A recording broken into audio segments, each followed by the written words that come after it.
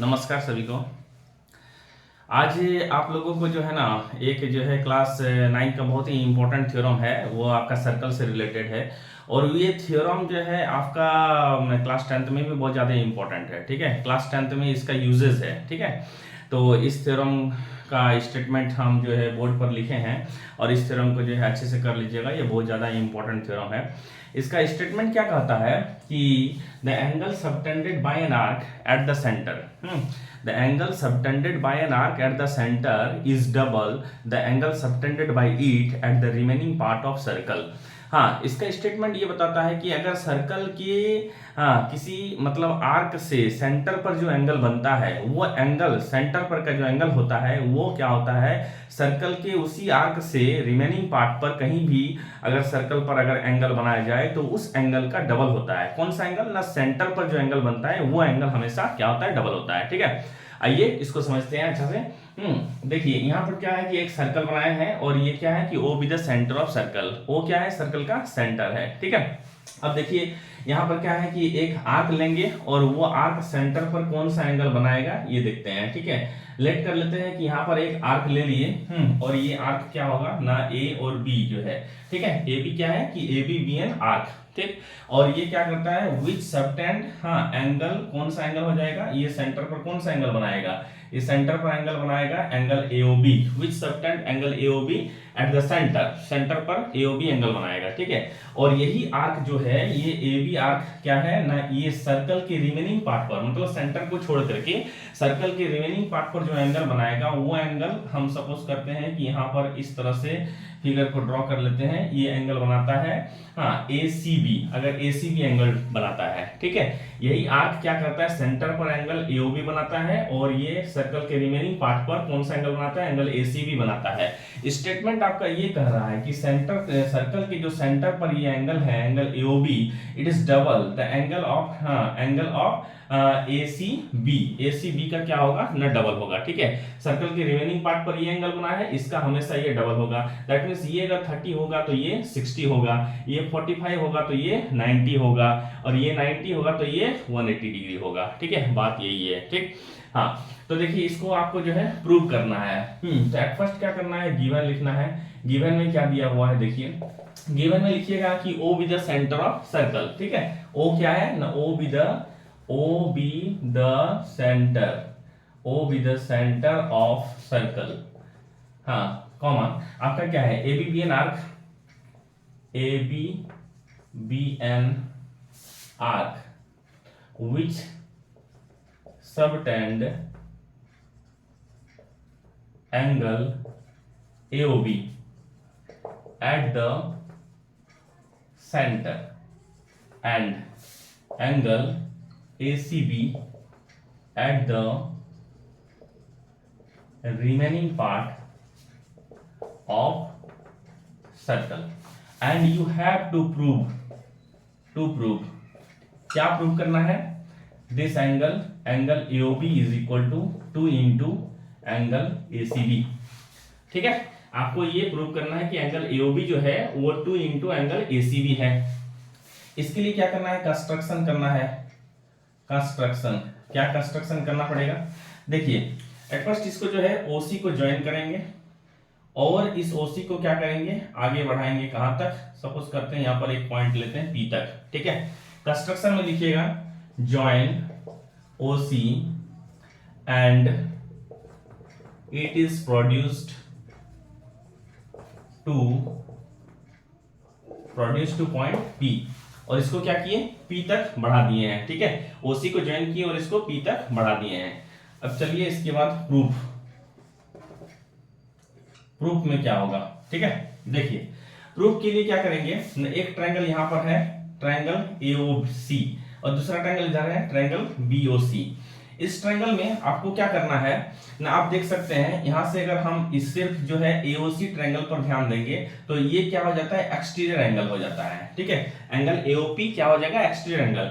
And we know that the exterior angle is the sum of two interior opposite angles. ठीक है, तो ये जो एक्सटीरियर एंगल है ये क्या है, सर्कल ये ट्रायंगल के दो इंटीरियर ऑपोजिट एंगल के सम के इक्वल होगा। मतलब इस एंगल का और इस एंगल के सम के इक्वल होगा। कौन सा, ये एंगल AOP होगा। ठीक है, हाँ, इसको आप सिंबॉलिक फॉर्म में इस तरह से आप लिख सकते हैं कि सपोज करते हैं कि यहाँ पर क्या करेंगे, इसको हम एंगल 1 लेते हैं, इसको 2 लेते हैं, ठीक है, एंगल 1 और 2 ले लेते हैं, ठीक है। और यहाँ पर क्या करेंगे, इसको 3 ले सकते हैं, 4 ले सकते हैं, सपोज कीजिए इसको 3 ले लिए, इसको 4 ले लिए, और यहाँ पर क्या हो जाएगा, यहाँ पर इसको जो है इसको 5 ले लेते हैं, इसको 6 ले लेते हैं, ठीक है।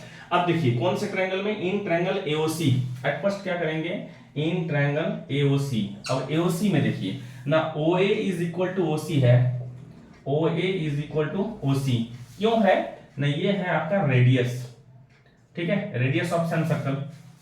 जब OA इक्वल टू OC है तो इस ट्रायंगल में क्या होगा ना, इक्वल साइड के ऑपोजिट एंगल्स क्या होते हैं, इक्वल होते हैं। तो इसलिए यहां पर देखिए कि OA का ऑपोजिट एंगल 4 और OC के ऑपोजिट में angle 3, that means angle 4 equal to angle 3 हम लिख सकते हैं।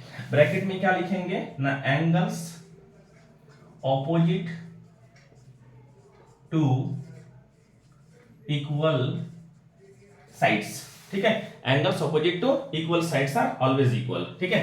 हाँ, तो यहां पर देखिए अब क्या करेंगे, नाउ आपको पता है क्या कि exterior angle is the sum of two interior opposite angle. Now this angle exterior angle AOP is equal to कौन सा एंगल हो जाएगा ना, angle OCA, angle OCA plus angle OAC, angle OAC। अब देखिए AOP क्या है, एंगल 1 है, लिख सकते हैं इसको, और ये आपका क्या हो गया, angle AOP is equal to OCA।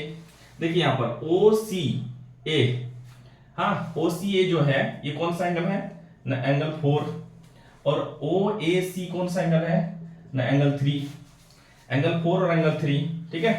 देखिए इसको जो है स्क्रीनशॉट ले सकते हैं, आगे ऊपर बताते हैं गिवन कुछ मिटा करके, ठीक है। देखिए स्क्रीनशॉट ले सकते हैं, आगे बताते हैं।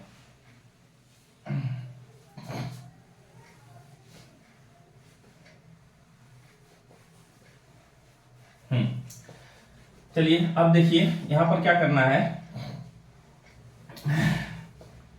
ये जो एंगल 3 और 4, देखिए 3 और 4 क्या किए थे, इक्वल लिए थे, तो यहां से हम लिख सकते हैं कि angle AOP is equal to 3 और 4 क्या है, यहां पर लिखे हैं एंगल 4 प्लस 3, और यहां से एंगल 4 और 3 क्या है, इक्वल है, तो क्या करेंगे, हमको चाहिए एंगल 4, तो 4 को तो रखेंगे एंगल 4, और 3 की जगह पर हम फिर से 4 रखेंगे, नो प्रॉब्लम। तो ये हो जाएगा angle AOP is equal to कौन सा हो जाएगा, एंगल 4 प्लस एंगल 4, 2 एंगल 4। इसको सपोज करते हैं इक्वेशन नंबर 1 मान लेते हैं, ठीक है, इसको क्या किए, इक्वेशन नंबर 1 मान लिए, ठीक है। अब देखिए कौन सा ट्रायंगल पर चलेंगे, सिमिलर यहाँ पर आपका जो है ट्रायंगल OBC है, ठीक है। नाउ इन ट्रायंगल, कौन सा ट्रायंगल में, नाउ इन ट्रायंगल, हाँ कौन सा है, BOC, ये ट्रायंगल है आपका BOC में। तो BOC में देखिए OB इक्वल टू OC लिखेंगे, OB इक्वल टू OC, ये भी क्या है आपका रेडियस है, ठीक है। और ये OB के ऑपोजिट में एंगल 6, OC के ऑपोजिट में angle 5, angle 6 equal to angle 5। यहां पर भी सेम रीजन यही होगा कि ये होगा angles opposite to equal sides are always equal, ठीक है। यहां पर फिर से आप क्या लिखेंगे, एंगल BOP क्या है, exterior angle, therefore angle BOP is the exterior, BOP is equal to sum of two interior, that means यहां पर हम डायरेक्ट लिख सकते हैं एंगल 6 प्लस एंगल 5, ठीक है। और 6 और 5 यहां से क्या है, ऊपर में से आपका जो है इक्वल है, तो angle BOP is equal to, आपको 6 रखना है, इसलिए एंगल 6 प्लस 5 की जगह फिर से angle 6, angle BOP is equal to 2 angle 6, equation number 2 लिखेंगे। अब देखिए यहां पर इक्वेशन नंबर 1 में है AOP, इक्वेशन नंबर 2 में है BOP। आपको क्या करना है, प्रूव करना है ये एंगल AOB। तो इक्वेशन 1 और 2 जो है AOP और BOP को अगर हम ऐड करते हैं तो आपका क्या मिलता है, तो आपको AOB मिल जाता है। तो क्या करना होगा, इसका मतलब इक्वेशन 1 और 2 को ऐड करना है। Now adding equation 1 and 2, now adding equation 1 and 2, 1 और 2 को ऐड करने पर क्या मिलता है, देखिए now adding equation number 1 and 2, 1 में है एंगल AOP, 2 में है एंगल BOP, 1 में है 2 एंगल 4 और 2 में है 2 angle 6। AOP plus BOP figure में देखिए, AOP प्लस BOP यानी इसको हम लिख सकते हैं AOB एंगल, एंगल AOB। अब देखिए यहां से 2 एंगल 4 और 2 एंगल 6, 2 एंगल दोनों में 2 एंगल है तो 2 को कॉमन ले लेंगे और ये एंगल 4 प्लस एंगल 6 ये हो जाएगा angle AOB is equal to 2 into angle 4 plus 6, 4 plus 6 को क्या लिखेंगे, एंगल ACB लिखेंगे, ये हो जाएगा एंगल ACB। आपको प्रूव क्या करना है, angle AOB equal to 2 angle ACB, 2 prove में शायद यही दिखाए थे कि angle AOB is equal to 2 angle ACB होता है।